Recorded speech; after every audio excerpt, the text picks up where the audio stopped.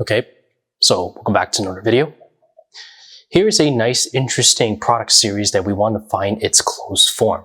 So we have that the product series from n is equal to 1 to infinity of a divided by b to the power n, all of that being raised to the power 1 divided by b to the power n. We also have the restriction that a and b are also not equal to each other, but also strictly greater than 1 for any reals a and b. So with something like this, you can also, in order to find a closed form for a closed formula for such as this, we want to assume that it actually does have some sort of continuity such that it does come down to a nice closed form slash value. Well, closed form in the case of the restrictions of depending what our a and b parameters are.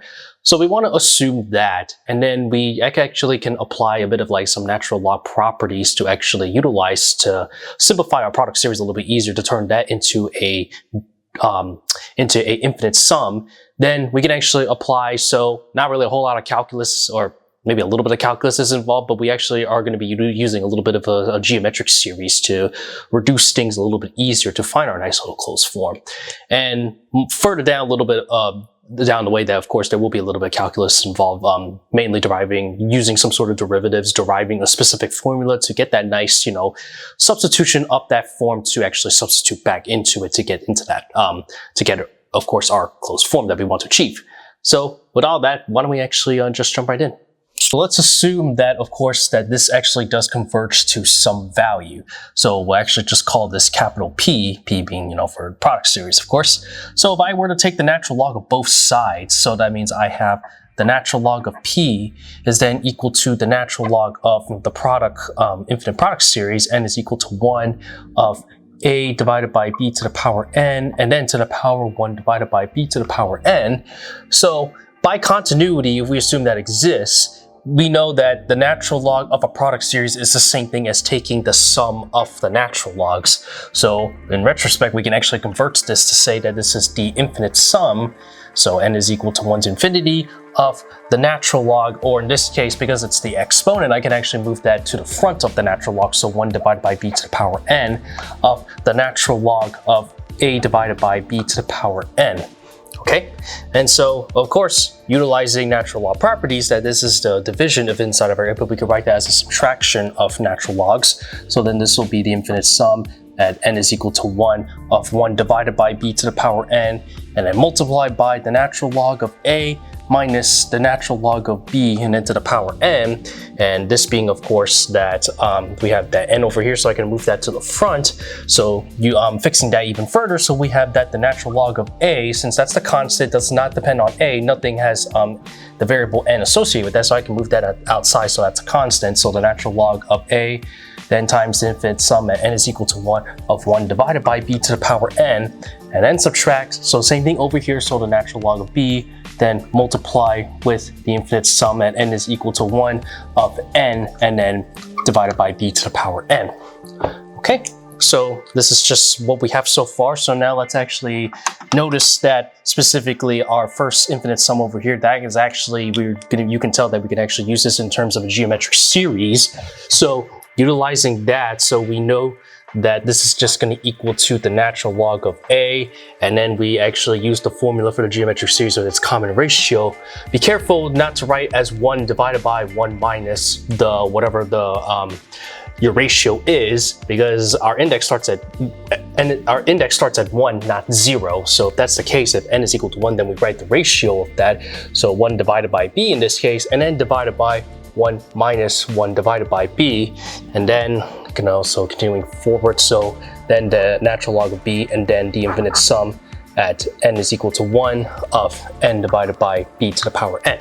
So we'll save this simplification for the final step later, because we actually want to now just focus on evaluating this infinite sum over here. So there's going to be a little bit of derivation we're going to be applying here. So what we want to note is that the geometric series in the form has, of course, the standard formula as mentioned as before. So n is equal to 1 of x to the power n is equal to the ratio x divided by 1 minus x. Okay, so why don't we actually take the derivative of both sides? So that means I have the derivative in respect to x of x divided by 1 minus x, and then take the derivative of our infinite sum. So that means n is equal to 1, and then derivative of that's going to be n times x to the power n minus 1. So we know that over here that this is just going to equal to just 1 divided by 1 minus x and then quantity squared based on the applying the quotient rule. Then over here, I have a, I can actually just move the 1 over x outside, so that's not dependent on our variable for the n. So then 1 divided by x, then the infinite sum at n is equal to 1 of then n times x to the power n. Then simplify some things further, such that I'll multiply the x to both sides, so I have x, then divided by 1 minus x quantity square. Then so the infinite sum, of course, n is equal to 1 of just, what is it, n then times x to the power n. So we just got rid of the x. Okay, so now what we can do here is we'll let x equals 1 divided by b.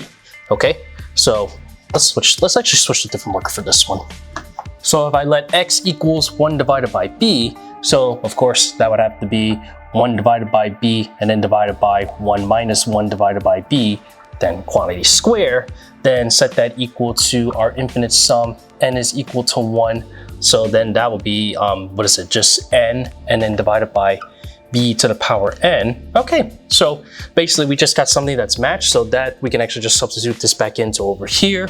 So simplify this further for over here, as you can see that this will be just simply just b divided by b minus 1 and then quantity square. And so now just to reiterate everything, ln of p, so to simplify all this down, so 1 over b and then divided by 1 minus 1 over b, this will simply just be ln of a divided by b minus 1, and then subtract b times ln of b, then divided by b minus 1 quantity square. Then we can actually just, of course, just apply the natural log properties. We'll move that constant back inside of the natural log, so that becomes the exponent. So then the natural log of a to the power 1 divided by b minus 1, and then subtract the natural log of b, then to the power b divided by b minus 1, and then quantity square. And then to simplify it all out, of course, we have that this is still the natural log of everything here. So a, then 1 minus, or 1 divided by b minus 1, and then b to the power b divided by b minus 1 quantity square. And then we just take the e to both sides, so we're just left with p, which is what we want to solve for, is then simply just, so e base, I'll just write like that. Then e base, so that means that p is then equal simply just our closed form a to the power 1 divided by b minus 1, and then divided by b to the power b divided by b minus 1 quantity square. So with that being the case, that actually finishes the closed form that we want to achieve, just like that. Everything that we actually just used in assuming the continuity exists. Geometric series, a little bit of derivation from the geometric series with some calculus, well, derivatives specifically, utilizing that, and then just simply just plug in, reduce it down, and then we just have what we want to achieve. So yeah, that's pretty cool if you ask me.